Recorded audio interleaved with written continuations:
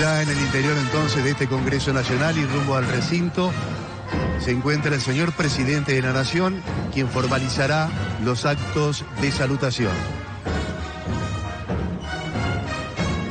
El señor presidente de la Nación asciende por la escalinata a través del cordón de honor de los cadetes de la Policía Federal Argentina, comisario general Ángel Pirker.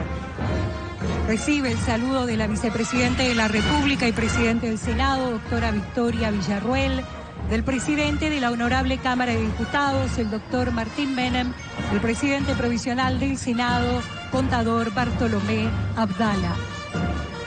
En el atrio de este Palacio del Congreso Nacional, el presidente recibe el saludo protocolar de la Comisión de Exterior, compuesta por los senadores nacionales Vilma Bedia, Víctor Zimmerman, María Victoria Guala, Sonia Rojas de Cut y Beatriz Ávila, y los diputados nacionales Gabriel Bornoroni, José Luis Espert, Cristian Ritondo, Silvana Giudici y Pamela Verasay. El presidente de la Nación, acompañado por las autoridades de ambas cámaras,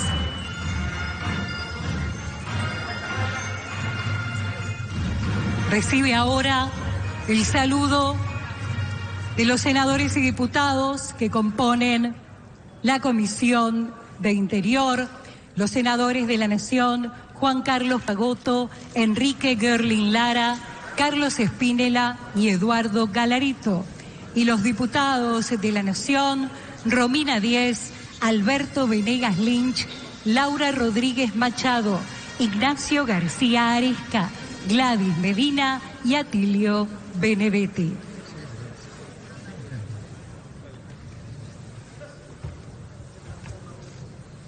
El señor presidente de la República ingresa al Salón Azul para realizar la apertura del 143º periodo de sesiones ordinarias de este Congreso Nacional. Se dirige ahora, escoltado por los presidentes de ambas cámaras, para firmar los libros de honor. Lo hace, en primer lugar, con el libro de la Honorable Cámara de Senadores de la Nación,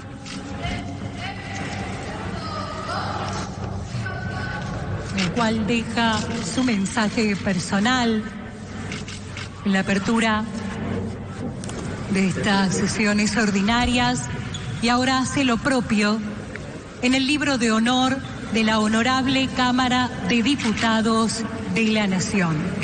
Reiteramos, escoltados por las autoridades de ambas cámaras.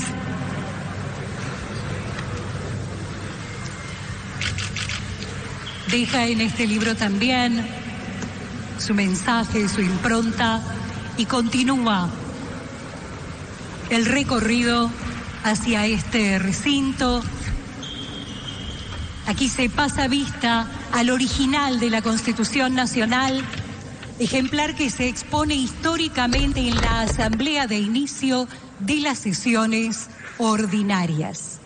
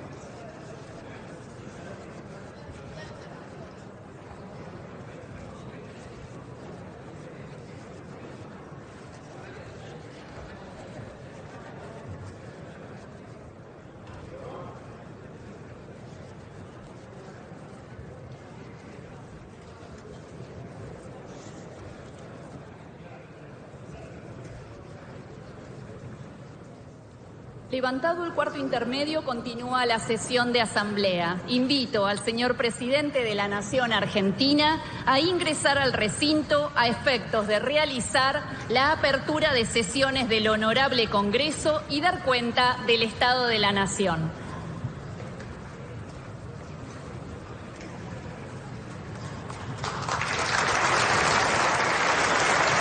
En el marco de la 143ª apertura de sesiones ordinarias, ha ingresado a este recinto el señor presidente de la Nación, doctor Javier Milei.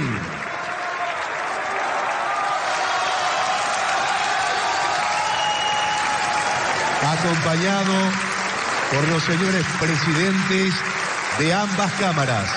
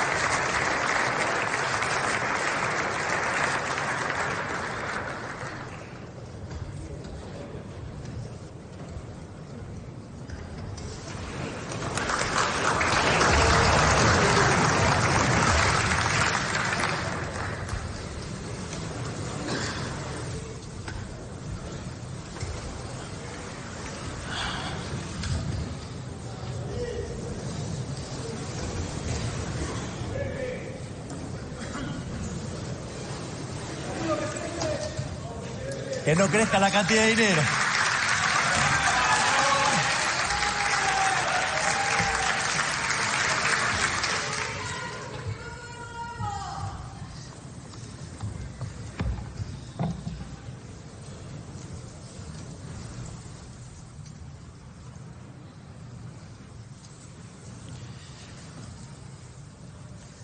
Diputados y senadores del Congreso de la Nación, gobernadores, ministros de la Corte Suprema de Justicia, embajadores, estimados miembros del Gabinete Nacional y a todos los argentinos que nos están escuchando desde sus hogares, buenas noches.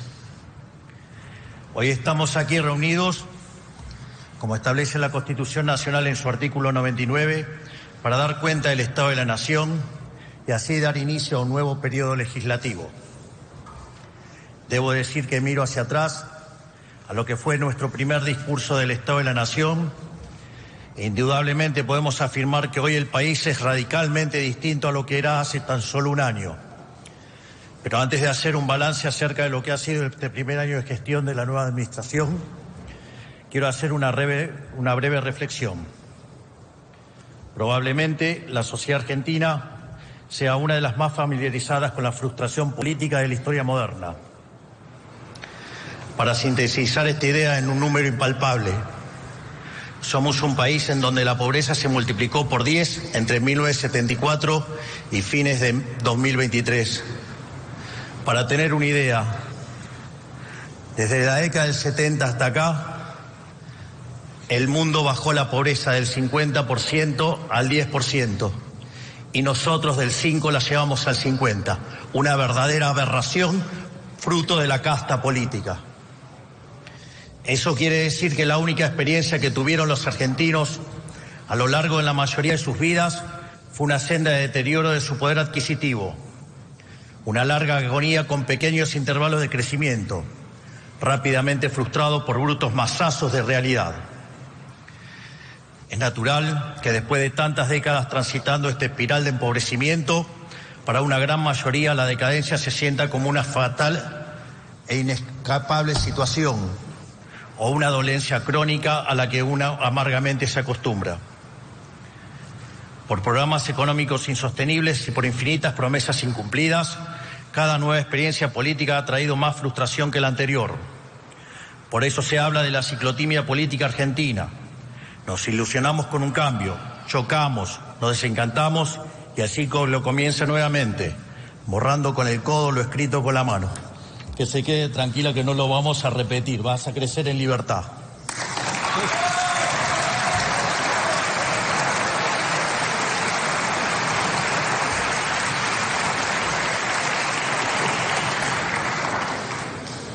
No es casualidad que escuchemos constantemente, no te ilusiones, es en vano, o Argentina siempre va a defraudar. Tampoco es casualidad que las últimas elecciones las haya ganado el primer presidente liberal libertario, un completo outsider del sistema. Es algo que jamás hubiese ocurrido si los políticos tradicionales hubiesen mejorado nuestras vidas. La Argentina, durante 100 años, giró como una calecita en un sendero decreciente, dando vueltas sobre su propio eje, erosionando en cada vuelta su economía, su credibilidad y la calidad de vida de sus ciudadanos. ¿Y por qué fallaron todos nuestros intentos de salir? La respuesta es simple, porque siempre se partió desde un diagnóstico equivocado. Nadie nunca cuestionó el eje sobre el que giraba la calecita, la mano negra del Estado omnipresente. Todas las falsas dicotomías de nuestra historia, campo o industria, dólar barato o caro, peronismo o antiperonismo, escondieron atrás la misma constante. Y la política siempre defendió al Estado con uñas y dientes, viendo la administración pública como un botín a ser conquistado. Eso es el verdadero modelo de la casta. Entonces, ¿cómo íbamos a tener distintos resultados si en lugar de cambiar la receta estábamos solamente cambiando el cocinero? Nuestra receta es clara y concisa. Venimos a romper la calicita, quitarle la manija al sortijero y trazar un horizonte de progreso hacia adelante con cambios profundos que atacan la raíz de nuestros males. Para ello, tomamos el toro por las astas, proponiéndonos resolver los problemas de fondo.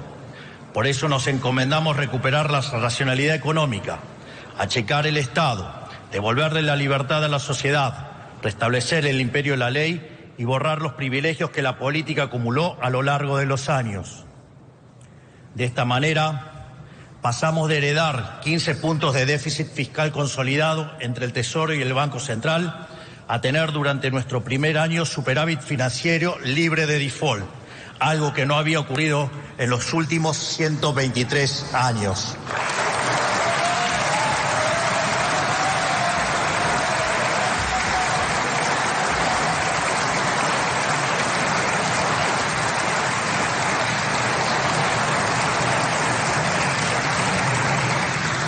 En paralelo a la disciplina fiscal, le aplicamos un torniquete a la emisión monetaria y gracias a estas dos anclas hemos reducido la inflación de una manera sin precedentes, incluso a una velocidad más rápida que la propia convertibilidad, que hasta el día de hoy era el programa de estabilización más exitoso de nuestra historia.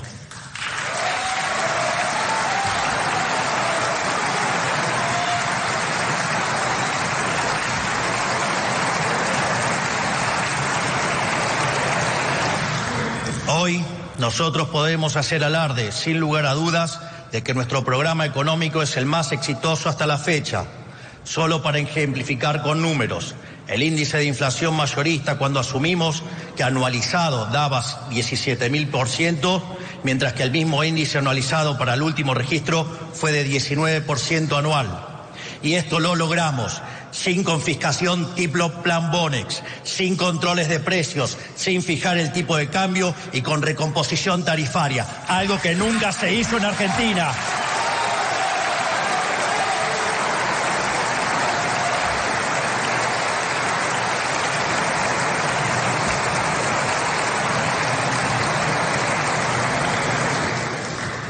Gracias a quitarle a la política el poder de regular los precios a su antojo, logramos solucionar problemas de desabastecimiento de sectores claves como el de los combustibles y pudimos corregir el enorme problema de precios relativos que nos dejaron. Al asumir, teníamos cerca de 20 tipos de cambio diferentes, con una brecha entre el oficial y el libre que había llegado a niveles del 200%. Hoy la brecha se encuentra en valores inferiores al 15%.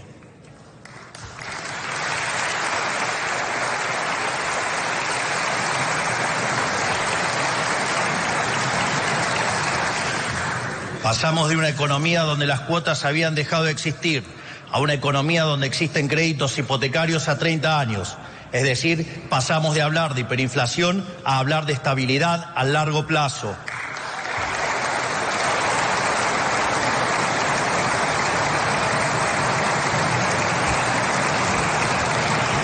En el camino eliminamos y redujimos impuestos y aranceles de distinto tipo.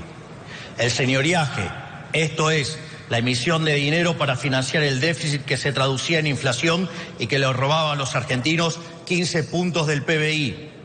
El impuesto país, las retenciones a las exportaciones de manera definitiva para las economías regionales y de manera transitoria para los productos tradicionales que tarde o temprano las vamos a terminar de eliminar.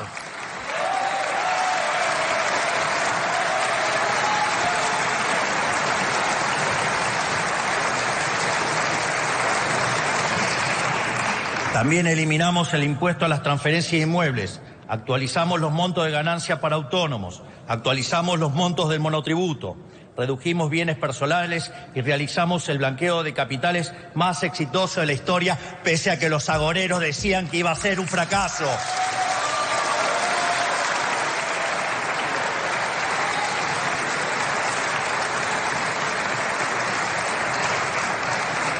Además, redujimos aranceles a una gran cantidad de importaciones, eliminamos impuestos externos para la compra y venta de autos y redujimos derechos de importación para autos eléctricos e híbridos. Como consecuencia de todo esto, la economía en el año 2024, punta a punta, en términos interanuales, no solo no cayó, sino que creció entre las puntas alrededor de 5%. Esto ocurrió contra todos los augurios de los agoreros del fracaso, que pronosticaban una caída vertical de la actividad económica de la que no íbamos a recuperar. Esto es interesante porque cualquier otra experiencia con la mitad de ajuste, sí, hubiera derivado en caídas de entre el 10 y el 15% del PBI. Entonces, cuando empezamos a hacer el ajuste, dijeron que era imposible, que ni siquiera íbamos a poder lograr un punto de ajuste en el propio 2024. Y en el primer mes de gestión, gracias a ese coloso que tenemos como ministro de Economía, que es Luis Toto Caputo, alcanzamos el equilibrio fiscal en el primer mes de gestión.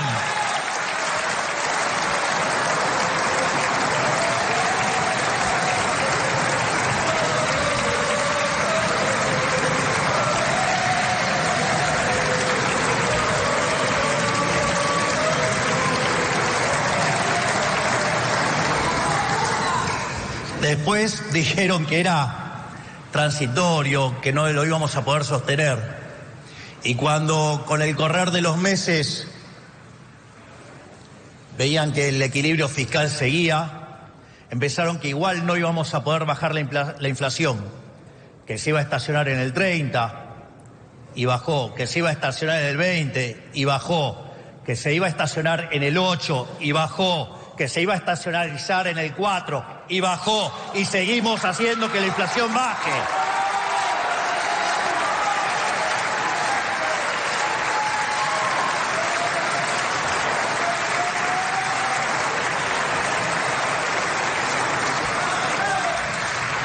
Entonces, cuando ya era evidente que la inflación había entrado en un sendero decreciente, empezaron con las acusaciones del keynesianismo berreta, diciendo que nos íbamos a hundir y que la actividad económica se iba a desmoronar y que iba a explotar la pobreza.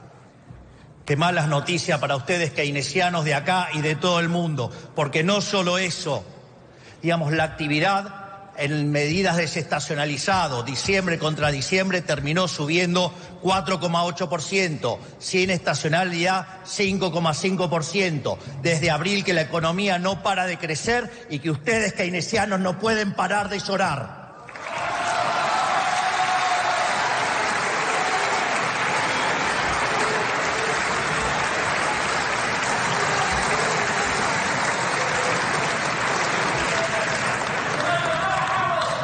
Cuando hablaban de caídas sin final, de la L y de la pipita de Nike suave, fue en B corta, aunque les duela a los del Frente para la Victoria, no sé cómo se llamen ahora, la Unión por la Plata, no sé.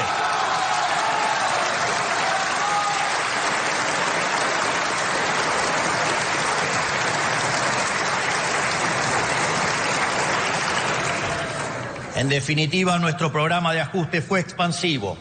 Fue expansivo porque, tal como dijimos durante la campaña, la gran mayoría del ajuste recayó sobre el sector público y no sobre el sector privado, al que le devolvimos cerca de 15 puntos del PBI al eliminar el déficit fiscal. Y además le devolvimos 5 puntos adicionales, dado el crecimiento económico entre diciembre 23 y diciembre 24.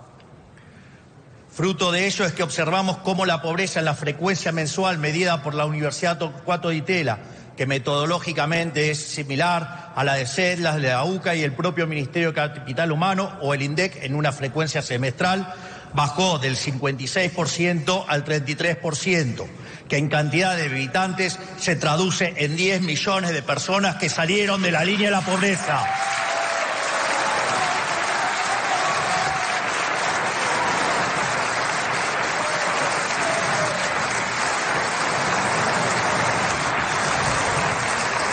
En definitiva, ajustar a la política no solo no es recesivo, es expansivo y elimina la pobreza. ¿Quieren terminar con la pobreza? ¡Terminen con el curro de la política!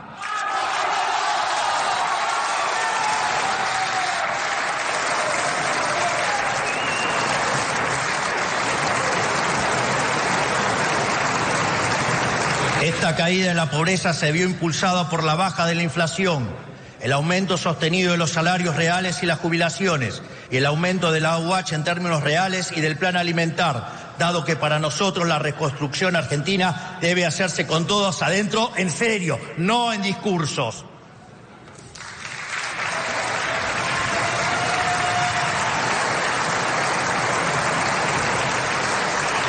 Porque aunque necesitar de la asistencia social sea una tragedia, es necesario señalar que los que fueron relegados durante décadas son las víctimas del sistema y no los victimarios. Por eso el ajuste cayó y seguirá cayendo sobre la casta y nunca sobre los sectores más vulnerables. Pero ninguno de estos éxitos en materia económica fueron casualidad, sino consecuencia de que Argentina pasó de ser el peor alumno de la clase a ser el abanderado. De hecho, Argentina es hoy uno de los 5 países del mundo que actualmente goza de superávit financiero.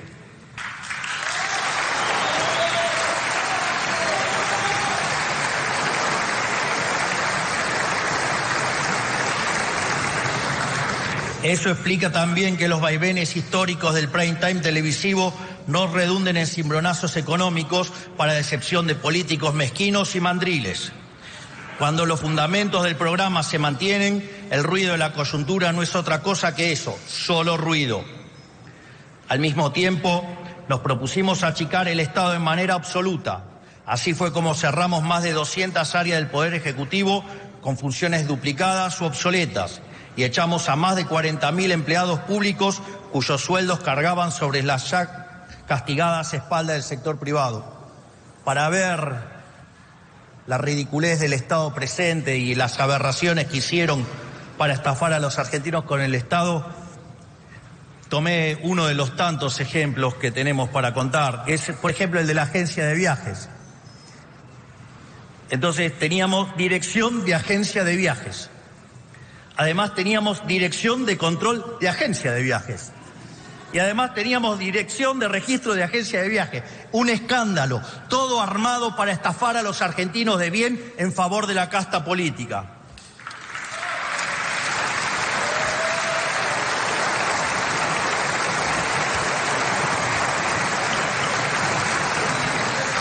También eliminamos decenas de fondos fiduciarios que la política usaba discrecionalmente a su antojo. Eliminamos cajas de militancia como el INCA, el INADI, el Ministerio de la Mujer y TELAM. Y volvimos superioritarias empresas emblemáticas de la militancia deficitaria, como Aerolíneas Argentinas, AISA, Intercambio y ENARSA, entre otras, mientras empezamos a dar los primeros pasos para la privatización de todas las empresas públicas, porque entendemos que el Estado no está para reemplazar al empresario.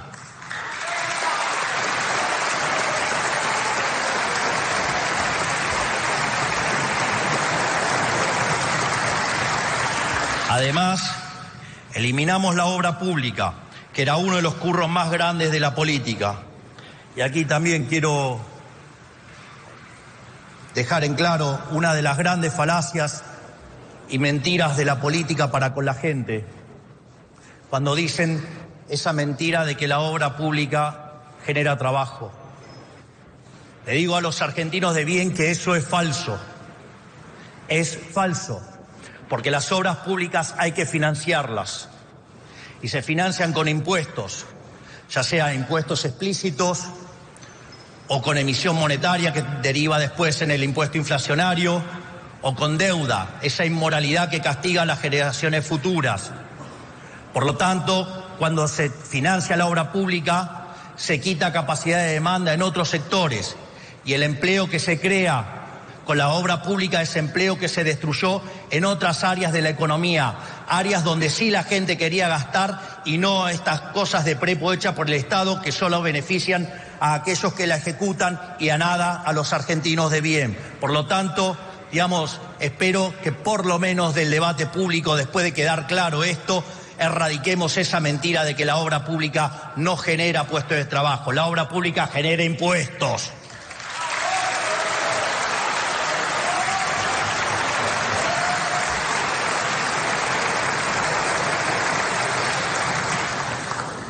También eliminamos por completo la publicidad oficial, instrumento del que se valía la casta para opinar políticamente y difundir sus mentiras en los medios.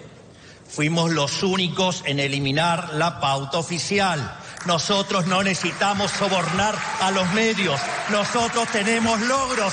No necesitamos periodistas mentirosos pagados por el erario público.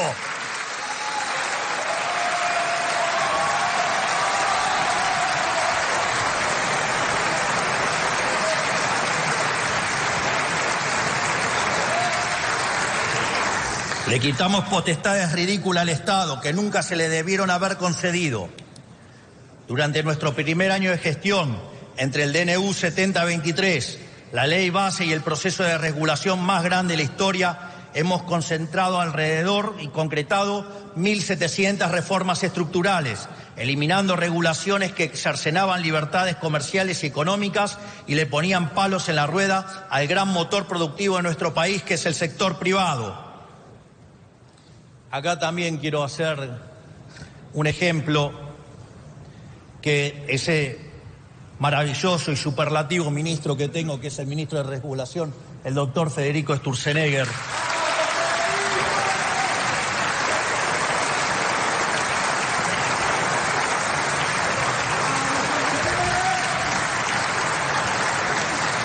Es más, dada las costumbres de una parte de la clase política, hemos decidido hacer el ejemplo en términos cuánto pesaba el papel.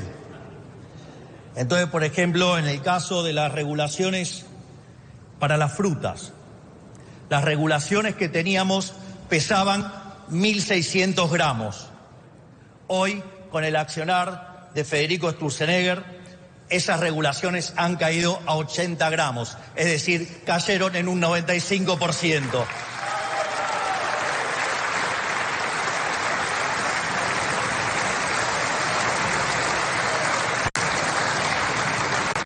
Creo que casi no hace falta que lo diga, pero ese correlato entre lo que pesaban las regulaciones tenía otro correlato en otro tipo de papeles, digamos, a veces verdes y a veces europeos, porque entran más en el mismo peso.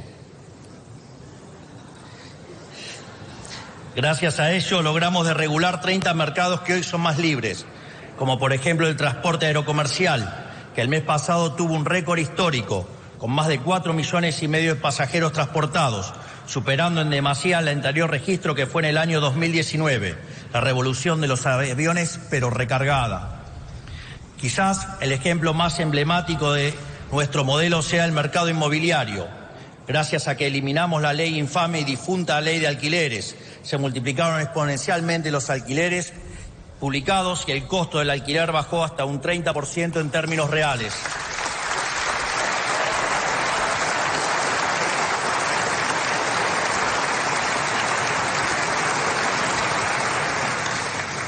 En materia de capital humano, eliminamos el curro de los gerentes de la pobreza, quitándole el poder de extorsión a un grupo de piqueteros sinvergüenzas que obligaban a los más necesitados a marchar por sus propias causas bajo amenaza de robarles la asistencia social. Gracias a esto logramos bajar la cantidad de piquetes en la calle y rutas de más de 8.200 a 0. Sí, escucharon bien, en 2023 tuvimos más de 30 piquetes por día hábil y ahora hace más de 10 meses que no hay un solo piquete en la calle de todo el país.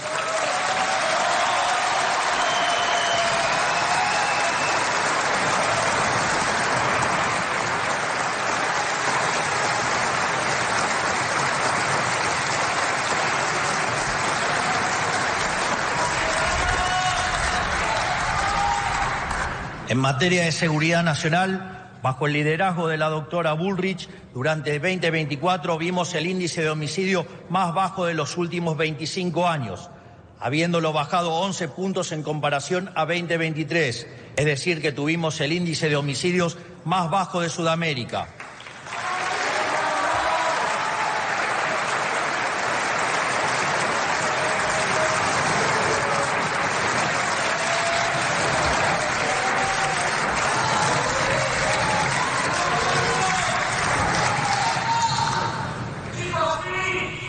En Rosario, una ciudad que estaba completamente atormentada por el narcotráfico, gracias al Plan Bandera encabezado por la ministra, vimos el índice de criminalidad más bajo desde 2006, con menos de 100 crímenes registrados. En definitiva, gracias, ministra Bullrich, por devolvernos el orden y la paz y la seguridad a los argentinos de bien, para que sea un infierno para los delincuentes.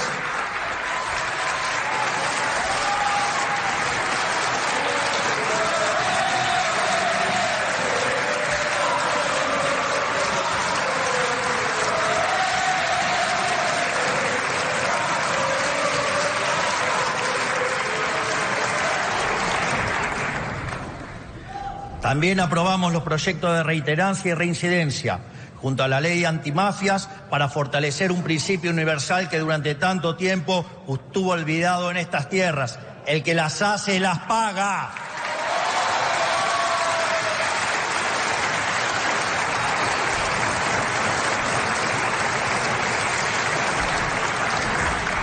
En materia judicial implementamos el sistema acusatorio en 12 provincias, la mitad del país, que permitió lograr condenar por narcotráfico en tan solo un mes cuando antes tardaban más de 3 años.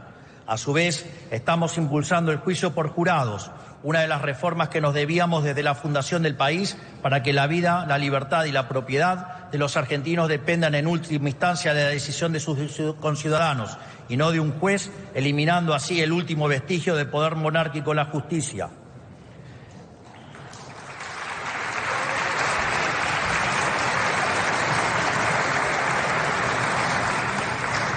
En lo que requiere defensa, estamos reequipando y jerarquizando nuestras Fuerzas Armadas nuevamente después de décadas de olvido y de desprecio hacia ellos. Tan solo esta semana llegó el primero de los 24 F-16 que compró nuestra administración, la adquisición de armamentos más importante de los últimos 40 años.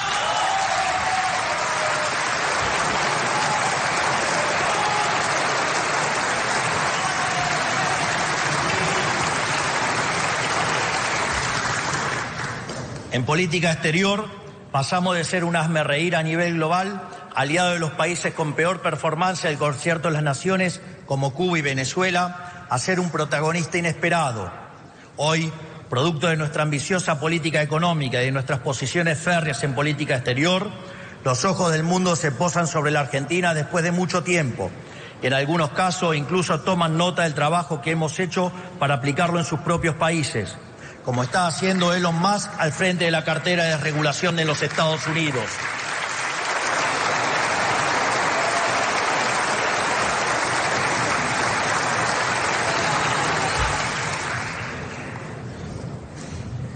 No es menor lo de Elon con la motosierra. La motosierra hoy es un símbolo de cambio de época y el inicio de una nueva era dorada para la humanidad, pero esta vez, en vez de ir a contramano del mundo, Argentina está a la vanguardia del mundo.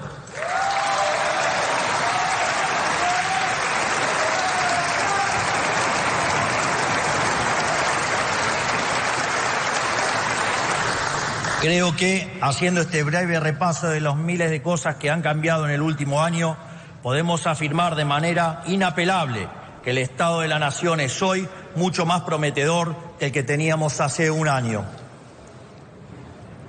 Durante la campaña presidencial, invitamos a todos los argentinos a juzgarnos por nuestras ideas. Hoy, habiendo transitado poco más de nuestro primer año, lo invitamos a juzgarnos nuevamente, pero esta vez por nuestros resultados.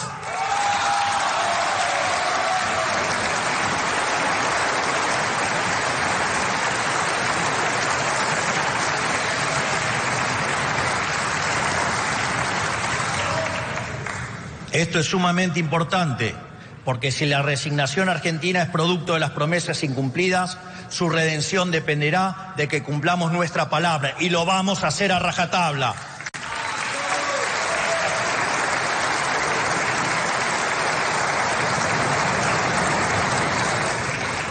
En un relevamiento realizado por el secretario de Comunicación, nuestro vocero, el gran Manuel Adorni,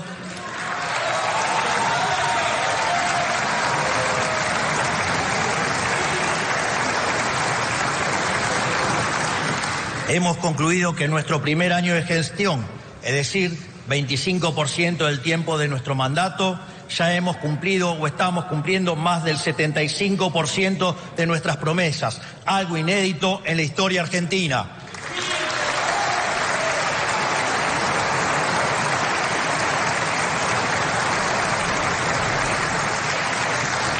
Es más, quiero hacer una nota al pie de página sobre esta afirmación, porque no es que estamos cumpliendo porque nuestro programa fuera un programa poco ambicioso.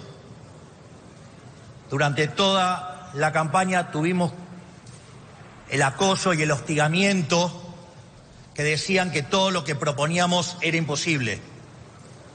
Era súper ambicioso. Nadie creía que podíamos lograr lo que estamos logrando. Y en ese sentido, no solo estamos haciendo cosas que prometimos en campaña, sino que además estamos haciendo muchísimas más cosas que las que prometimos en campaña.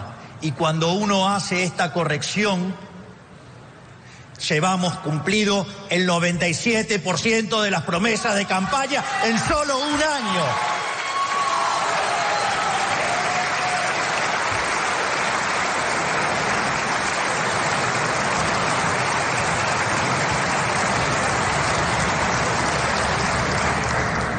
Y es por eso que quiero hacer un alto en el discurso, porque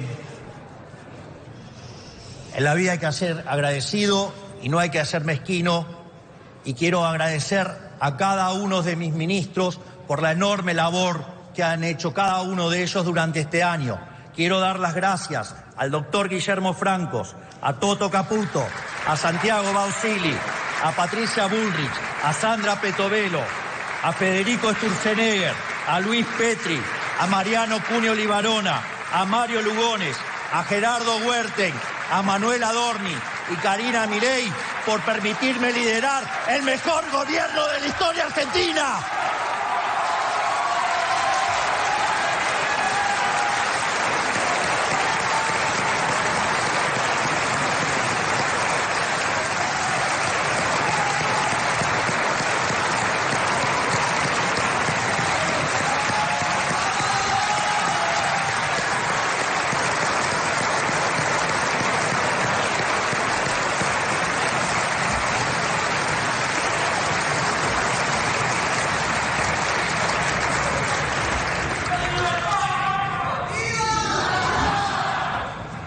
Así, antes de nosotros, gracias al modelo empobrecedor de la casta, la Argentina estaba rendida. Era un pordiosero pidiendo limosna al que nadie quería darle ni 3 centavos. Y cada argentino vivía en la angustia permanente de que el valor de su dinero se le fumara de la mano. Hoy, a todas luces, estamos viviendo una nueva realidad, bien distinta a la que veníamos hace un año. La estabilidad económica que estamos conquistando no significa que hemos llegado a puerto, pero sí que estamos cada día un poco mejor, como ya se viene comprobando con la sostenida recuperación salarial de los últimos 9 meses. Tampoco significa que no vaya a haber volatilidad. La vida no funciona de esa manera, no es un movimiento rectilíneo y uniforme. Siempre hay altos y bajos, momentos de tensión y momentos de tranquilidad. Así ha ocurrido con el proceso de desinflación y así ocurrirá con el proceso de crecimiento. Pero lo que importa no es una foto, sino la tendencia. Y de la misma forma que la inflación tenderá a cero, el PBI per cápita tenderá a crecer de modo sostenido en el tiempo.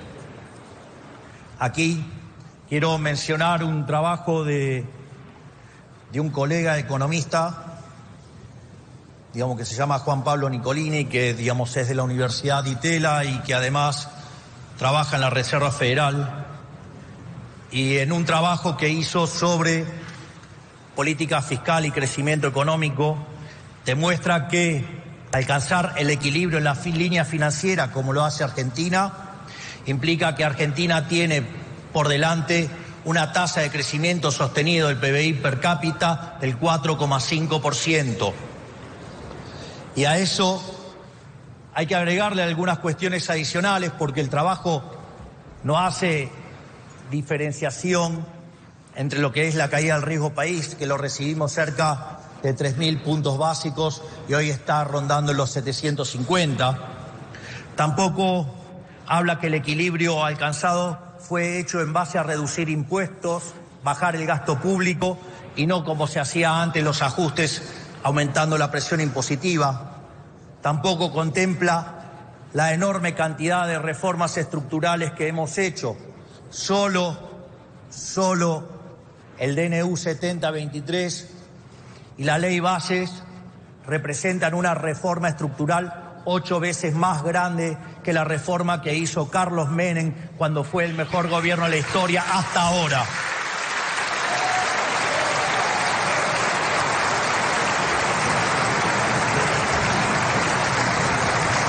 Imagínense si además sumamos las 900 regulaciones que Federico Sturzenegger eliminó en el camino, si sumamos el RIGI y si asumimos también, que estamos terminando con la distorsión que genera la inflación. Pero Roma no se construyó en un día. Y la realidad es que lo que he hecho hasta ahora es apenas una pequeña muestra de lo que el país necesita para curarse de forma definitiva. Para lograr ese objetivo necesitamos tener un modelo sustentable en el tiempo, un ordenamiento jurídico que proteja el fruto del esfuerzo de cada argentino y un modelo institucional acorde al país con ambición de grandeza. Por eso necesitamos seguir llevando a cabo innumerable cantidad de reformas de fondo. El único camino para reconstruir la Argentina es el del reformismo permanente. Al año pasado lo bautizamos el año de la defensa de la vida, la propiedad y la libertad, porque fue el año en el cual le dijimos basta al modelo de la casta política y dimos los primeros pasos en la dirección del modelo de la libertad. Este año será el año de la reconstrucción de la Argentina. Ya sentadas las bases, debemos empezar a reconstruir los cimientos de nuestra gran nación, pero nada de todo eso será posible si no avanzamos en atacar los problemas estructurales del país. Nuestros equipos están trabajando en más de una docena de leyes de fondo, es decir, que ponen los cimientos sobre los que debe construirse este nuevo edificio.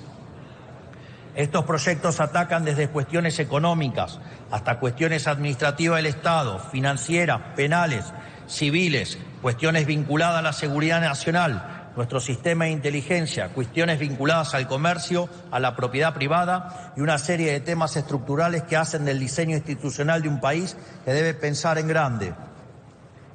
Hoy quiero aprovechar para mencionar algunas sobre las que estamos trabajando. En función de la predisposición de este Congreso, de la dinámica de la campaña electoral que comienza en breve y de la secuencialidad económica necesaria, estas reformas podrán ser abordadas o bien durante este periodo legislativo o las abordaremos a partir del 11 de diciembre de este mismo año.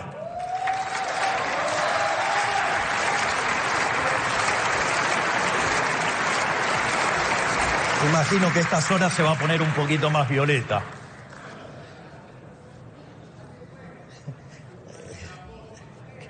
Sí. Y decanta.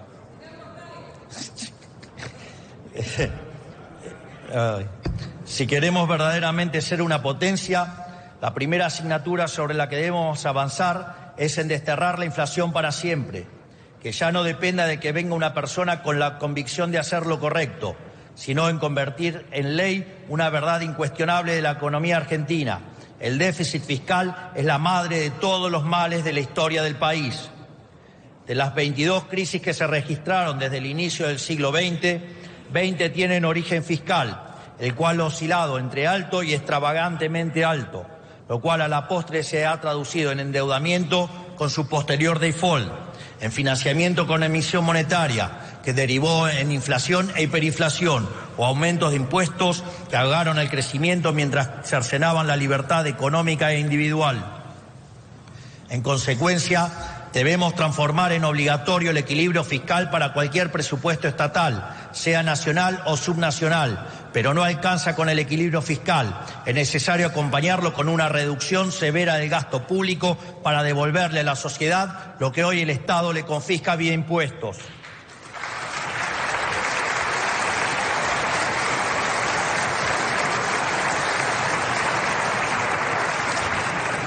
Por eso debemos establecer también una meta fiscal para que en el 2027 el gasto público consolidado de Argentina sea de 25 puntos del PBI como máximo, tal como nos comprometimos todos en el Pacto de Mayo, donde tanto el Estado Nacional como las provincias y los municipios tendrán que cumplir su parte.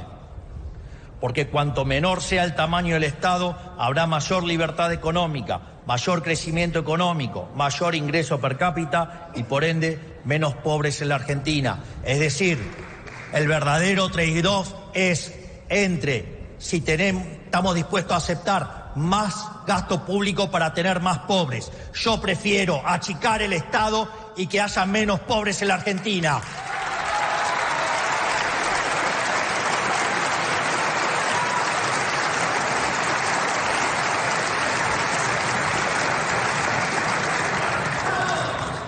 Es necesario seguir pasando la motosierra profunda por el Estado para remover capas geológicas de gasto injustificado y achicar el Estado en serio. La motosierra no es solo un programa de gobierno, es una política de Estado que seguirá durante años y no parará hasta que no encuentre el final del Estado en el largo plazo.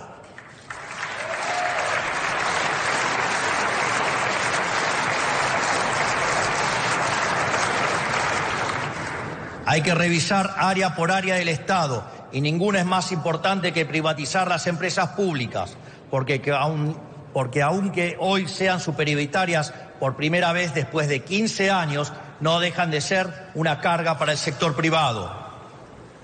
Si bien la Ley Bases y el DNU 7023 incluyeron elementos fundamentales para dar los primeros pasos en reformar el mundo del trabajo, necesitamos profundizar este camino. El régimen laboral que impera desde hace 50 años quedó completamente obsoleto y hoy lo único que hace es proteger con beneficios a las pocas personas que van quedando en el sector formal mientras se expulsa cada año a millones a la informalidad. Este es el principal motivo por el que el empleo privado formal no crece desde hace casi 15 años.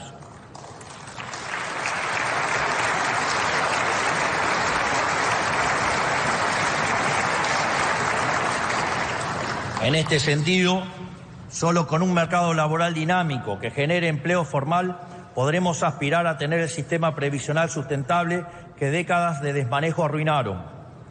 También es imperativo llevar a cabo una reforma impositiva estructural para así reducir en un 90% la cantidad de impuestos nacionales y pasar a tener únicamente 6 impuestos, terminando con el infierno logístico que implica tributar en Argentina. Sumado a eso, el espíritu de la reforma en la que estamos trabajando es brindarle autonomía fiscal a las provincias en los impuestos que hoy recauda el Estado Nacional en su nombre. De este modo, el Estado Nacional establecerá un piso mínimo para cada impuesto sustancialmente inferior al total actual y luego las provincias podrán elevarlo a su criterio, lo que indudablemente generará una competencia fiscal entre las provincias que dinamizará así sus economías. Del mismo modo, necesitamos devolverle a los argentinos la libertad de comerciar con quienes deseen, para que bienes y servicios ingresen al mercado local y así cada uno pueda comprar libremente productos de mejor calidad a mejor precio. Durante décadas, bajo la premisa de proteger un puñado de puestos de trabajo, se le encareció deliberadamente el costo de vida a millones de argentinos, en muchos casos forzándolos incluso a adquirir bienes de dudosa calidad a precios completamente distorsionados.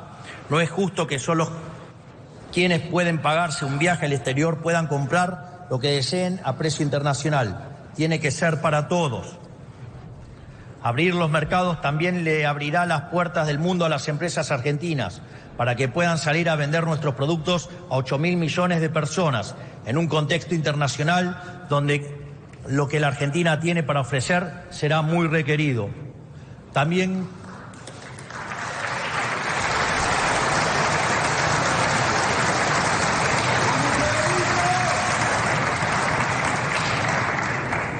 quiero acá terminar con otra falacia con la que nos han estado mintiendo por casi 100 años y que es el tema de la industria infante, un infante que por lo menos tiene 90 años ya, o digamos de proteger la industria X porque genera puestos de trabajo. Esa también es otra mentira. Porque si en el proceso de apertura de la economía ingresa un producto de mejor calidad, a un mejor precio y quiebra una empresa, también es cierto que los consumidores ahora tienen más dinero en su bolsillo y lo pueden gastar en otros sectores de la economía.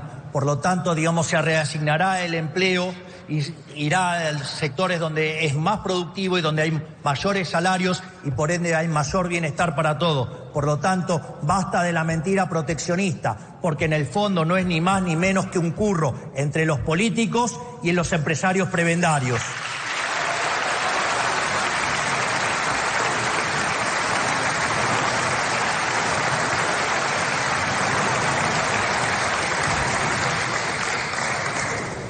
El primer paso en este sendero es la oportunidad histórica que tenemos para entablar un acuerdo comercial con Estados Unidos. Una oportunidad que ya se nos presentó hace 20 años y dejamos pasar, desaprovechando el último gran boom de crecimiento que vio el planeta. Pero para aprovechar esta oportunidad histórica que se nos vuelve a presentar, es necesario estar dispuesto a flexibilizar o incluso, llegando el caso, a salir del Mercosur, que lo único que logró desde su creación es enriquecer a los grandes industriales brasileros a costa de empobrecer a los argentinos.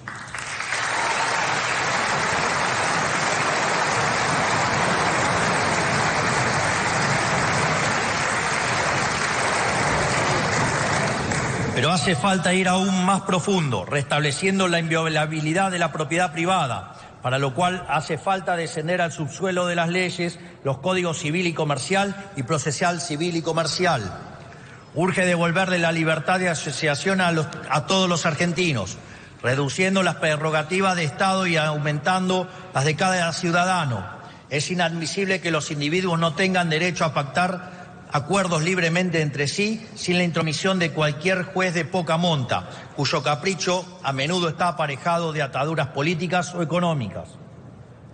Aquí es donde se juega la famosa seguridad jurídica por la cual la política reclama hace años, pero por la que nunca hizo nada. Esto se resuelve con un código civil y comercial claro e impermeable a la interpretación maliciosa de cualquier juzgado. Además, el orden público y la vida social en paz deben volver a ser la regla y no la excepción en la Argentina.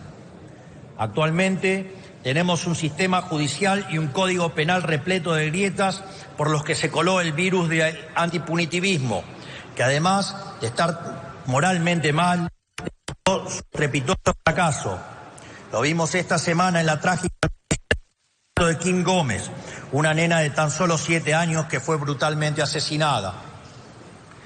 Quiero expresar mis condolencias para con su familia y asegurarles que tienen el compromiso de este presidente para luchar incansablemente contra el flagelo de la inseguridad.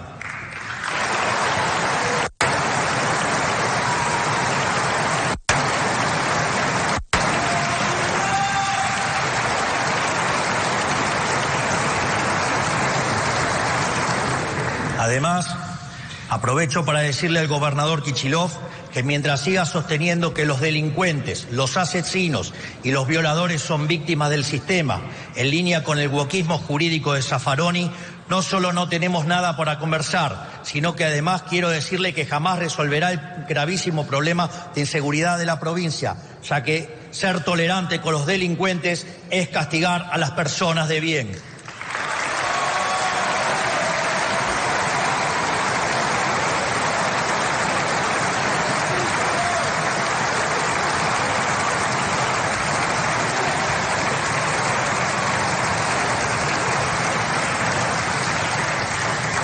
Si quiere resolver el problema, tiene dos alternativas: abandonar esa visión abolicionista y castigar a los criminales, o correrse del camino y dejarnos resolver el problema nosotros, porque si hay algo que caracteriza a este gobierno nacional es que no nos tiembla el pulso y los problemas los arreglamos en serio.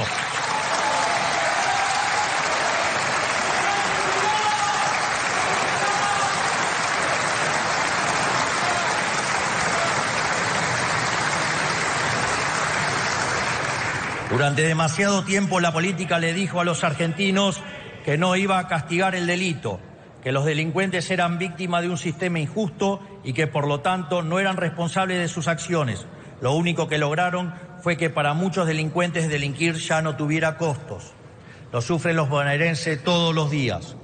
Pues bien, con los proyectos de reiterancia y reincidencia del gobierno aprobado por este Congreso, terminaremos finalmente con la puerta giratoria en la Argentina.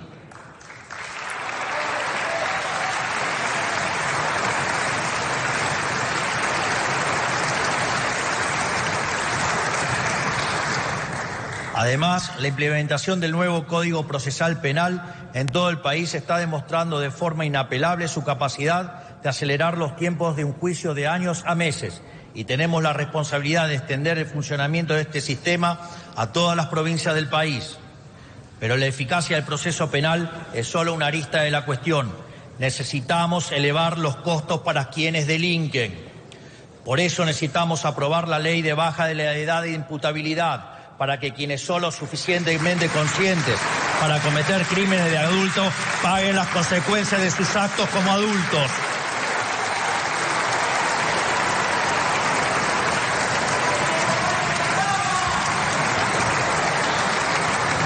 Pero lamentablemente llegará tarde, porque hoy uno de los asesinos de Kim tiene 14 años y goza de ser inimputable.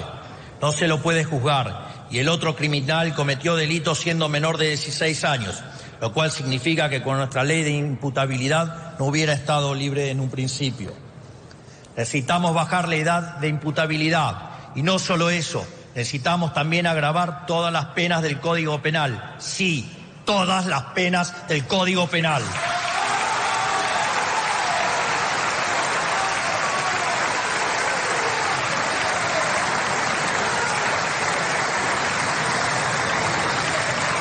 Emprendiendo así la reforma del Código Penal más importante de los últimos 100 años, algo que tiene que ocurrir en carácter de urgente. Pero el problema no se limita al crimen ordinario. El narcotráfico y el terrorismo representan un peligro claro y presente para los argentinos. Desde las ciudades tomadas por el narco hasta la tragedia de la familia Vivas, todos los días nos recuerdan que los argentinos necesitamos instrumentos para luchar contra quienes quieren atentar contra nuestras vidas. No tendremos piedad con el crimen organizado ni con el terrorismo. Para ello, la flamante ley antimafia nos permitirá meternos sin la intermediación de gobiernos locales en las madrigueras del narcotráfico. Además, estamos trabajando en una ley de seguridad nacional que le provea herramientas al Estado Nacional, a nuestro servicio de inteligencia y a nuestras fuerzas para perseguir a quienes quieren atentar contra la vida de los argentinos.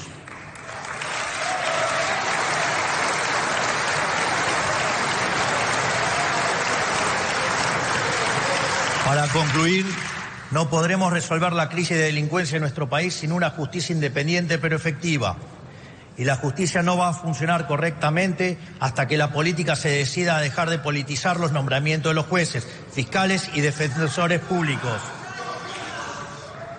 En esa línea, nosotros tenemos la intención de avanzar en el envío de los pliegos de todos los cargos vacantes de la justicia federal incluidos el Procurador General, el Defensor General, el Defensor del Pueblo, todos los juzgados federales, todas las fiscalías y todos los defensores públicos que hoy faltan designar, que son alrededor del 40% de los magistrados de la justicia federal.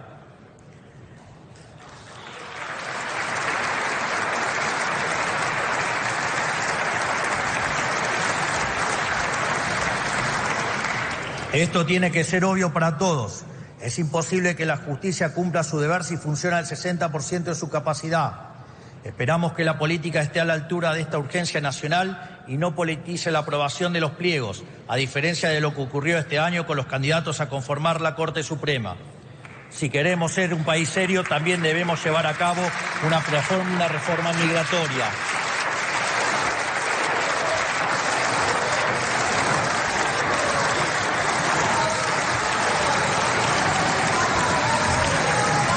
Leila, Manes, te va a hacer bien. Supuestamente vos entendés cómo funciona el cerebro y parece que no aprendiste nada. Léela bien.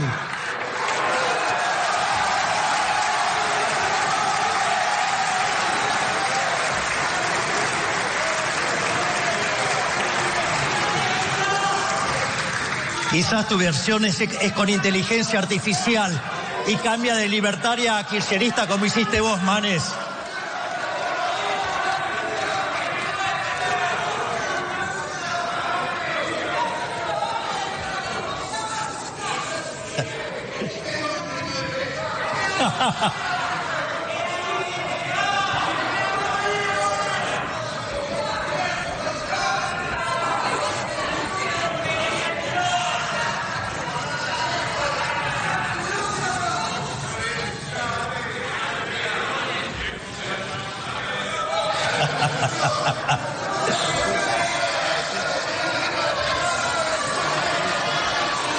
Manes, te falta mucha teoría política.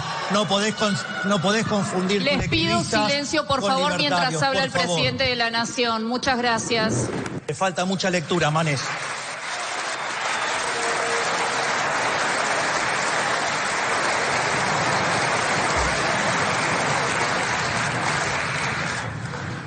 Nuestra nación ha sido generosa con los inmigrantes, pero otra cosa distinta es ser tomado de tontos por nuestros vecinos o ser un centro de beneficiario pagado por el bolsillo de los argentinos. Queremos que aquellos extranjeros que estén de forma transitoria o temporaria en nuestro país tengan que pagar los servicios que utilizan.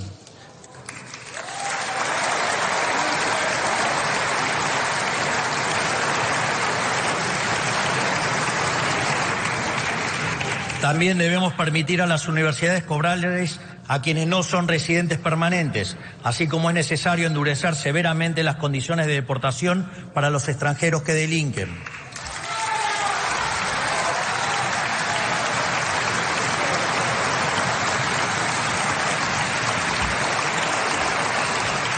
Es lo que hace cualquier país que se hace valer. Y si esto necesita algún tipo de justificación, es porque a lo largo del último siglo se ha vuelto costumbre la falta de respeto al pagador de impuestos. Por otra parte, tenemos que recuperar el imperio de la igualdad ante la ley, terminando con este sistema de cupos de distinto tipo que impone desde a quién emplear hasta a quién votar. Hemos llegado al punto en el que hay cupos hasta para emplear gente en medios de comunicación o para la programación de artistas en un festival. Con la supuesta justificación de proteger a ciertos grupos percibidos como oprimidos, hemos perjudicado injustamente a los demás, vulnerando la igualdad ante la ley que consagra nuestra Constitución.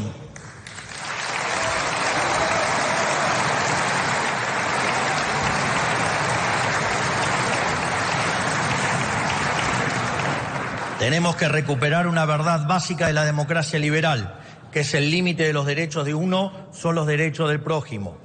Estos son unos pocos de los tantos proyectos de reforma de fondo en los que estamos trabajando y en los que avanzaremos en la medida que la dinámica política y la secuencialidad económica lo requieran.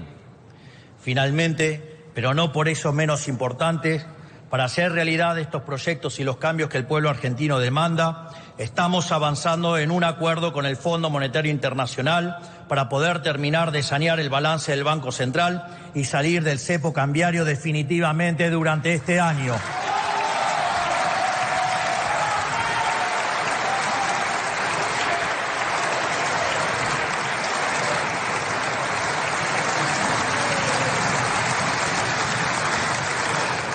Llevamos décadas con la mochila de déficit fiscal y endeudamiento, que se agravó porque durante toda la historia argentina, en lugar de enfrentar el problema fiscal, los distintos gobiernos eligieron endeudarse, ya sea con el mercado, con organismos multilaterales de crédito o con el propio Banco Central a cambio de emisión de dinero. Por eso, hoy, gracias a la solvencia de nuestro programa económico, estamos en condiciones de emprender este nuevo acuerdo sin aumentar nuestra deuda bruta. Para que se entienda la dimensión del problema monetario que arrastramos desde el inicio de nuestra gestión y para que se entienda también que estamos buscando con este nuevo acuerdo, es importante describir brevemente el problema. El Banco Central, como todo agente de la economía, tiene un balance patrimonial, cuya identidad contable señala que el patrimonio neto del mismo viene dado por la diferencia entre sus activos y pasivos. En cuanto a los activos del Banco Central, los mismos se componen de reservas internacionales y títulos públicos emitidos por el Gobierno Nacional. En cuanto al pasivo, en el mismo se encuentra la base monetaria, esto es, el dinero emitido que está en manos de los ciudadanos y los bancos en formato de encaje, y la deuda remunerado, lo que antes se llamaba LEVAX, luego LELIX, después PASES. En este sentido, cuando suben los pasivos del Banco Central, ya sea por emisión de pesos contra títulos públicos que no tienen mercado, es decir, emisión espuria, o por el devengamiento de intereses de los PASES, el patrimonio del Banco Central se deteriora. De este modo, en la medida que el patrimonio neto se hace cada vez más negativo, se necesita mayor nivel de precios para licuar las deudas del Banco Central, tal que se ajuste al tamaño real de los activos del mismo. En este sentido, en la medida que el Tesoro se financia colocando títulos sin valor en el Banco Central, el nivel de precios de largo plazo es más alto y con ello mayor la tasa de inflación en el presente. Desde esta perspectiva, entonces, es muy simple explicar por qué desde la salida de la convertibilidad el precio del dólar se multiplicó por 1.200 veces. En primer lugar, por la estafa descomunal de la especificación asimétrica, lo cual implicó que la política se robó 14.000 millones de dólares que respaldaban la base en el 2001 y que a dinero de hoy, ajustado por la inflación americana, son 30.000 millones de dólares. Es decir, con la especificación asimétrica, ese chiste, digamos, tan impulsado alegremente y bancado por Clarín, que después, bueno, tuvo su ley, digamos, de medios para que no quiebre, digamos, ahí le robaron a los argentinos 30.000 millones de dólares.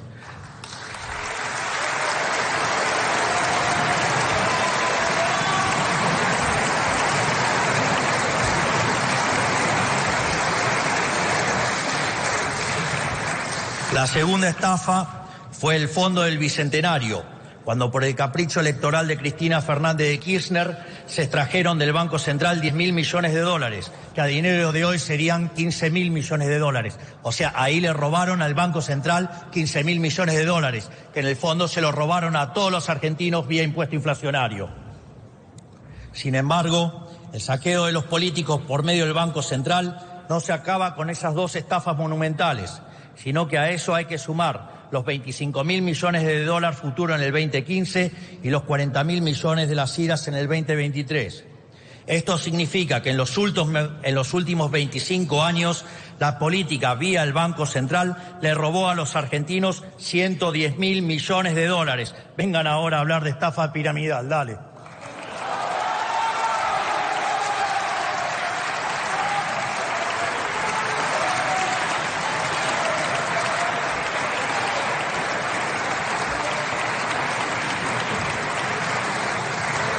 Por lo tanto, ante semejante destrucción del activo del Banco Central, no debería sorprender el desastre inflacionario que hemos vivido en los últimos 20 años.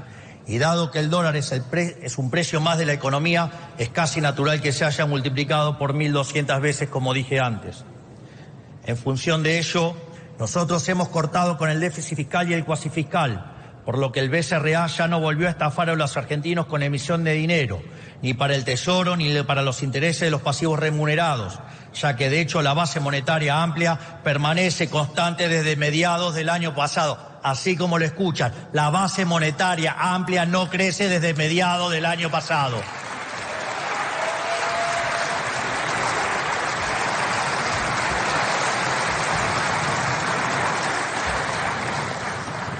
Tampoco se buscó la solución mediante la toma de deuda en el mercado, ya que la deuda consolidada de la nación bajó en 30.000 millones de dólares. Nosotros no proclamamos el desendeudamiento en palabras, lo hacemos en los hechos.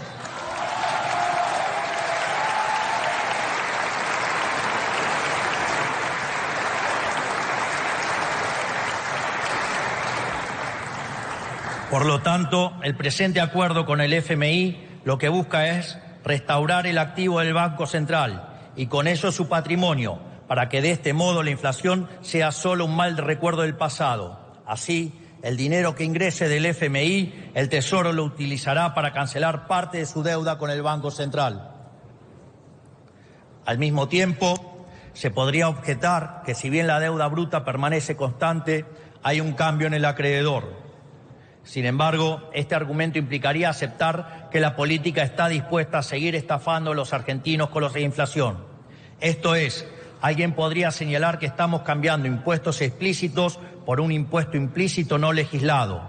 Sin embargo, lo interesante aquí es que nosotros vamos a honrar nuestros compromisos y los fondos para enfrentar esta deuda surgirán de un mayor ajuste fiscal vía reducción del gasto público, de modo tal que la operación resultante en una transferencia de riqueza desde el Estado a todos los argentinos de bien, y en especial a los segmentos más vulnerables de la población, ya que ellos son los más castigados por el impuesto inflacionario.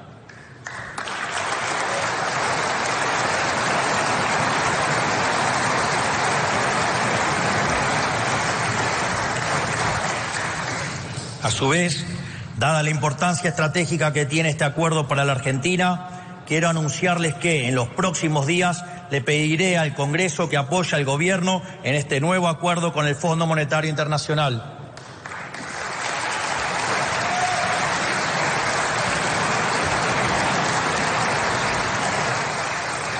Este nuevo acuerdo nos brindará las herramientas para allanar el camino hacia un esquema cambiario más libre y eficiente para todos nuestros ciudadanos y para poder atraer mayores inversiones que se traduzcan en menor inflación, mayor crecimiento y nivel de empleo, con las consecuencias mejores salarios que implican menor cantidad de pobres e indigentes.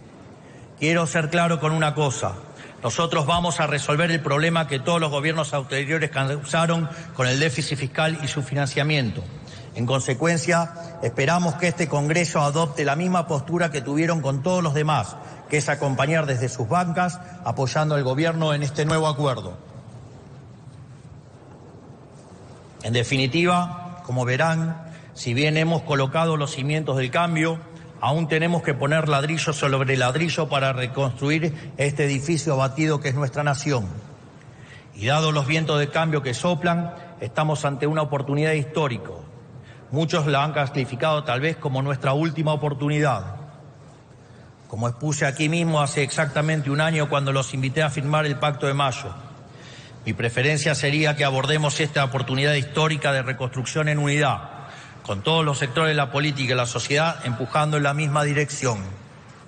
Todavía sueño con que este cambio de rumbo puede ser la oportunidad para comenzar un ciclo de unidad nacional que nos exceda como generación, como ocurrió, digamos, en la primer parte del siglo XIX, y que dentro de 100 años, cuando escriban de esta época, puedan referirse a nosotros como la generación del 20 que cambió a la Argentina.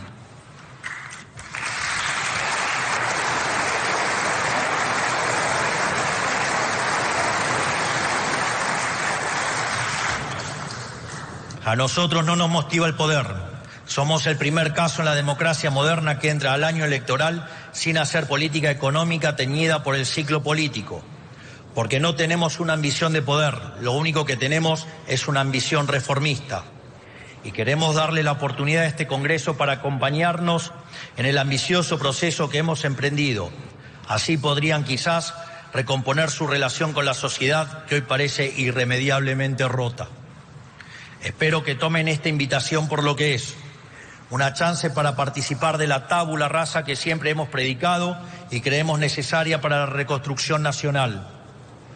Pero si fueran a declinarla, francamente, no nos sorprendería. Este Congreso ya demostró una y otra vez que entre ustedes y los argentinos, algunos no tienen problema de elegirse siempre a ustedes, en especial los que no vinieron.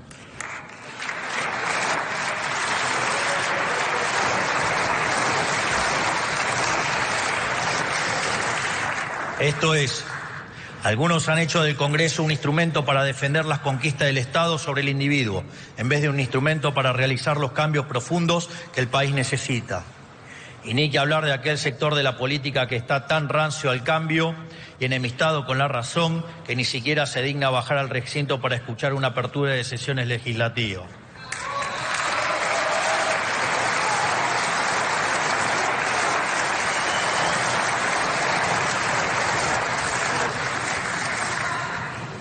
Pero si dudan aún acerca de nuestra vocación de cambio, recuerden lo que pasó el último año. Para todos y cada una de las reformas puestas en práctica nos dijeron que era imposible, pero pronto aprendieron a regañadientes que lo que nosotros nos proponemos lo cumplimos, no importa cuán empinado sea el camino y cuántos obstáculos haya en el medio, porque para nosotros la política es el desafío de hacer posible lo que los políticos siempre dijeron que era imposible. Repito, para nosotros la política es el desafío de hacer posible lo que los políticos siempre dijeron que era imposible. Si no, miren lo que hicimos con el equilibrio fiscal.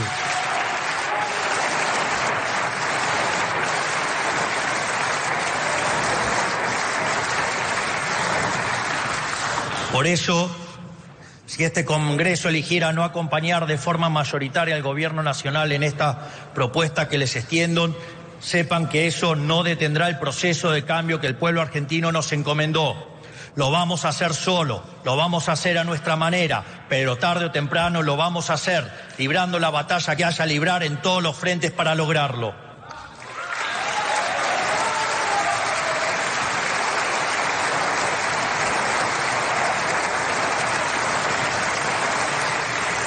Pelearemos en el Congreso de la Nación, pelearemos en las provincias y en los municipios, en la legislatura y consejos deliberantes.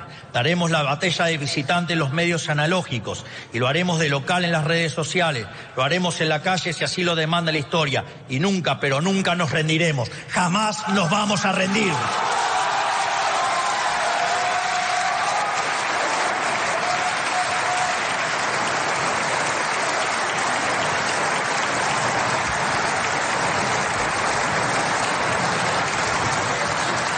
Y aunque les cueste entenderlo y se resistan, vamos a hacer a la Argentina grande nuevamente.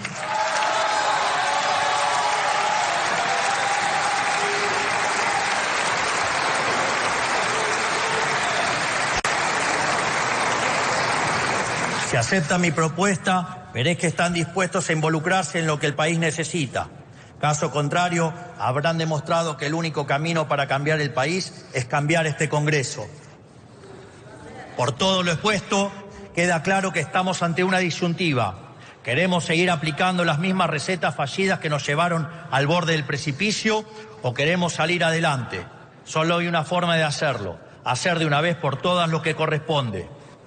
Yo me niego a creer que lo mejor de este país ya pasó. Al contrario, estoy convencido de que lo que mejor está por venir. Ahora la elección está en sus manos y los ojos del pueblo argentino están sobre todos ustedes. De esta manera quedan inauguradas las 143ª sesiones ordinarias de nuestro Congreso de la Nación.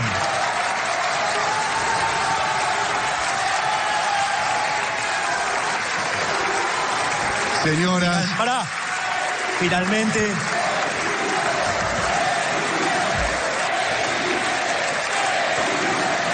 Habiéndose cumplido el objetivo de esta solemne asamblea, queda levantada la misma. Perdón. Digo, no te apures. Perfecto, perdón. En definitiva, que Dios bendiga a los argentinos, que las fuerzas del cielo nos acompañen y ¡viva la libertad, carajo! ¡Viva la libertad, carajo! ¡Viva la libertad, carajo! Habiéndose cumplido el objetivo de esta solemne asamblea, queda levantada la misma. Señoras y señores, han sido las palabras del señor presidente de la Nación, doctor Javier Milei.